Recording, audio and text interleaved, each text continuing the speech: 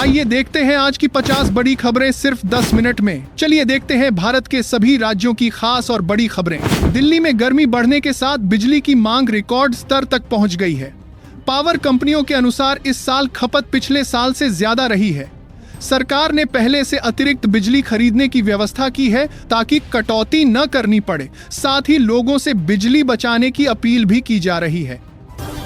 पंजाब में गेहूं खरीद सीजन शुरू हो चुका है और मंडियों में किसानों की भीड़ बढ़ रही है। सरकारी एजेंसियां न्यूनतम समर्थन मूल्य पर खरीद कर रही हैं, लेकिन कई जगहों पर व्यवस्था को लेकर शिकायतें भी सामने आई हैं। प्रशासन ने कहा है कि सभी केंद्रों पर खरीद प्रक्रिया को सुचारू बनाने के निर्देश दिए गए हैं।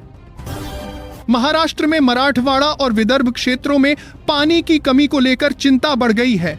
कई गांवों में जल स्तर नीचे चला गया है, जिससे लोगों को दूर दूर से पानी लाना पड़ रहा है। सरकार टैंकरों के जरिए पानी पहुंचा रही है और दीर्घकालिक समाधान के लिए जल संरक्षण योजनाओं पर काम कर रही है। कर्नाटक में आईटी कंपनियों में काम करने वाले कर्मचारियों के लिए वर्क फ्रॉम होम और ऑफिस के बीच संतुलन को लेकर नई नीतियों पर चर्चा हो रही है। कई कंपनियां हाइब्रिड मॉडल अपना रही हैं। सरकार का कहना है कि इससे ट्रैफिक दबाव कम होगा और कर्मचारियों को बेहतर सुविधा मिल सकेगी। बिहार में हाल ही में स्कूलों में शिक्षकों की उपस्थिति को लेकर सख्ती बढ़ाई गई है। सरकार ने बायोमेट्रिक सिस्टम लागू करने की प्रक्रिया शुरू की है, जिससे समय पर स्कूल पहुंचना जरूरी होगा। इसका उद्देश्य पढ़ाई की गुणवत्ता सुधारना और छात्रों को नियमित शिक्षा उपलब्ध कराना है। राजस्थान में बिजली संकट से निपटने के लिए सरकार ने सोलर और विंड एनर्जी प्रोजेक्ट्स को तेजी से आगे बढ़ाने का फैसला किया है। गर्मी के मौसम में मांग बढ़ने से दबाव बढ़ जाता है। अधिकारियों का कहना है कि नवीकरणीय ऊर्जा से भविष्य में स्थायी समाधान मिल सकता है। पश्चिम बंगाल में पंचायत चुनावों के बाद राजनीतिक तनाव के मामले सामने आए हैं। कुछ जगहों पर झड़पों की खबरें आई हैं, जिसके बाद प्रशासन ने अतिरिक्त पुलिस बल तैनात किया है। सरकार का कहना है कि कानून व्यवस्था बनाए रखने के लिए सख्त कदम उठाए जा रहे हैं। तमिलनाडु में राज्य सरकार ने सरकारी अस्पतालों में मुफ्त दवाओं की उपलब्धता बढ़ाने का फैसला किया है। मरीजों को बाहर से दवा खरीदने की जरूरत कम हो, इसके लिए स्टॉक बढ़ाया जा रहा है। स्वास्थ्य विभाग का कहना है कि इससे गरीब लोगों को सबसे ज्यादा फायदा मिलेगा। उत्तर प्रदेश में एक्सप्रेसवे परियोजनाओं पर तेजी से काम जारी है। सरकार का दावा है कि नई सड़कों से यात्रा का समय कम होगा और व्यापार को बढ़ावा मिलेगा। कई जिलों में जमीन अधिग्रहण और निर्माण कार्य तेजी से चल रहा है, जिससे आने वाले समय में बेहतर कनेक्टिविटी मिलने की उम्मीद है। असम में बाढ़ से बचाव के लिए पहले से तैयारियां शुरू कर दी गई हैं। हर साल बारिश के दौरान कई इलाके प्रभावित होते हैं, इसलिए इस बार तटबंधों की मरम्मत और राहत सामग्री का स्टॉक बढ़ाया गया है। प्रशासन का कहना है कि समय रहते कदम उठाने से नुकसान को कम किया जा सकेगा। हिमाचल प्रदेश में हाल ही में हुई बर्फबारी और बारिश के कारण कई सड़कों पर असर पड़ा है। कुछ जगहों पर रास्ते बंद हो गए, जिससे लोगों को आने जाने में परेशानी हुई। प्रशासन ने मशीनों के जरिए रास्ते साफ करने का काम शुरू किया है और लोगों को जरूरी होने पर ही यात्रा करने की सलाह दी है। झारखंड में कोयला खदानों में सुरक्षा को लेकर सरकार ने नई गाइडलाइन जारी की है। हाल की घटनाओं को देखते हुए मजदूरों की सुरक्षा बढ़ाने पर जोर दिया जा रहा है। खदानों में काम करने वाले लोगों के लिए हेलमेट, उपकरण और आपातकालीन सेवाओं को मजबूत किया जा रहा है ताकि दुर्घटनाओं को रोका जा सके।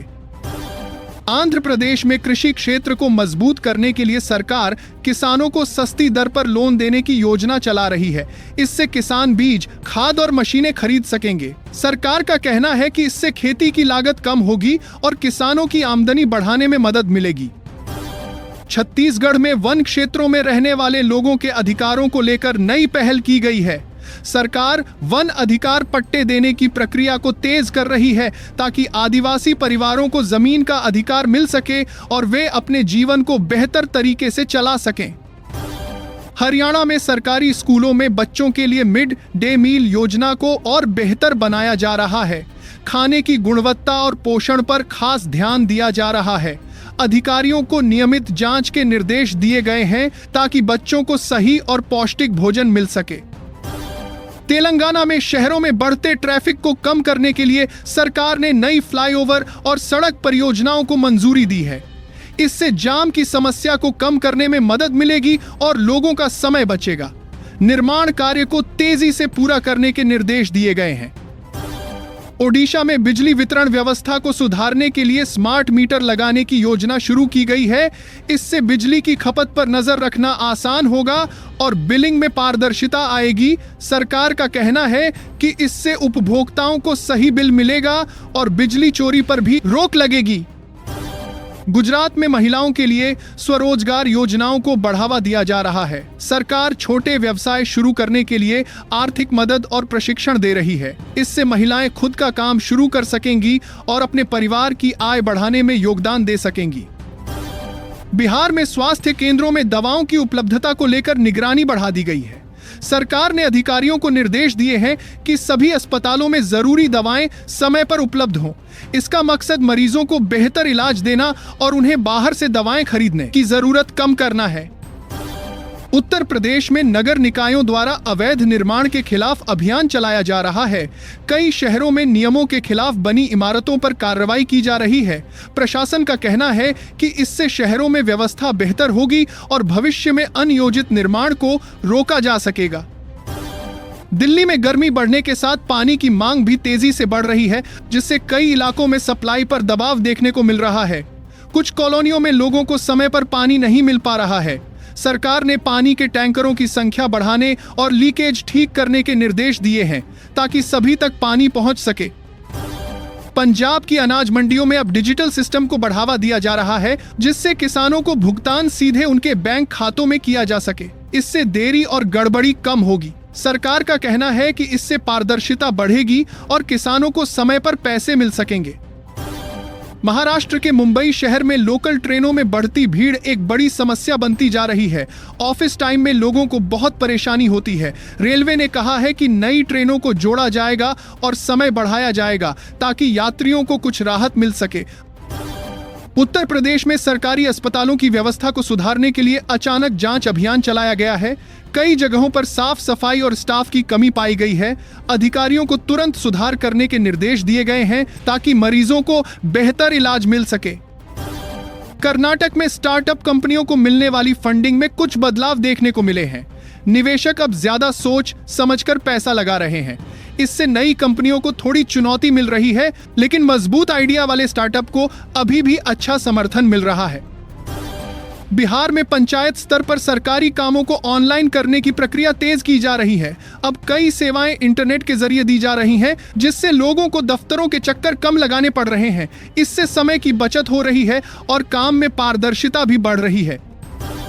राजस्थान में तेज गर्मी को देखते हुए हीट वेव का अलर्ट जारी किया गया है। कई जिलों में तापमान बहुत ज्यादा दर्ज किया जा रहा है। प्रशासन ने लोगों को दोपहर में बाहर न निकलने और ज्यादा पानी पीने की सलाह दी है ताकि स्वास्थ्य पर असर न पड़े। पश्चिम बंगाल में कुछ इलाकों में लोगों ने बढ़े हुए बिजली बिल को लेकर शिकायत की है। लोगों का कहना है कि बिल उनकी खपत से ज्यादा आ रहा है।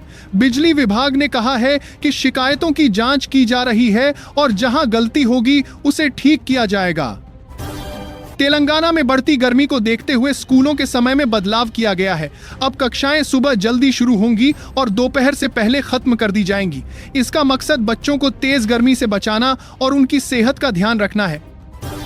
गुजरात में ऑनलाइन धोखाधड़ी के मामले बढ़ते जा रहे हैं, जिससे लोग परेशान हैं। पुलिस ने लोगों को सतर्क रहने की सलाह दी है और अज्ञात लिंक या कॉल से बचने को कहा है। साथ ही साइबर क्राइम सेल को मजबूत किया जा रहा है ताकि ऐसे मामलों पर जल्दी कार्रवाई हो सके।